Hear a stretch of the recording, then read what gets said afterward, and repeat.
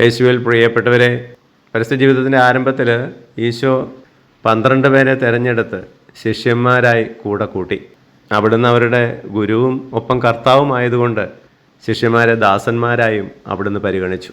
15-ാമത്തെ അധ്യായത്തിൽ യോഹന്നാൻ്റെ സുവിശേഷത്തിൽ മുന്തിരിച്ചെടിയും ശാഖകളുടെ ആ ഒരു ആഴമായ സ്നേഹബന്ധത്തെക്കുറിച്ച് ഈശോ സംസാരിക്കുമ്പോൾ ഈശോ പറയുന്നുണ്ട്, ഞാനിനി നിങ്ങളെ ദാസന്മാരെന്ന് വിളിക്കുകയല്ല, നിങ്ങളെ ഞാൻ സ്നേഹിതന്മാരെന്ന് വിളിക്കുകയാണ്. കുറേ കൂടെ അടുക്കുകയാണ് ഈശോയും ശിഷ്യന്മാരും. ഉയർത്തിൻ്റെ ആദ്യ ദിവസം മഗ്ദല മറിയത്തിന് പ്രത്യക്ഷപ്പെട്ടപ്പോൾ ഈശോ പറയുന്നത് ശിഷ്യന്മാരെക്കുറിച്ച്, എൻ്റെ സഹോദരന്മാരുടെ അടുത്തേക്ക് നീ പോവുക, അവരോട് പറയുക എന്നാണ്. എത്രയോ വലിയൊരു ആഴമായ ബന്ധത്തിലേക്കാണ് എത്തിച്ചേരുക.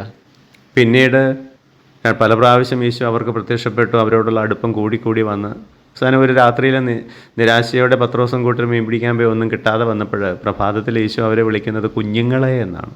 ശിഷ്യന്മാർ, ദാസന്മാർ, സ്നേഹിതർ, സഹോദരർ, അവസാനം കുഞ്ഞുങ്ങൾ. പടിപടിയായി ആഴപ്പെടുകയാണ് ഈശോയോടുള്ള സ്നേഹബന്ധം.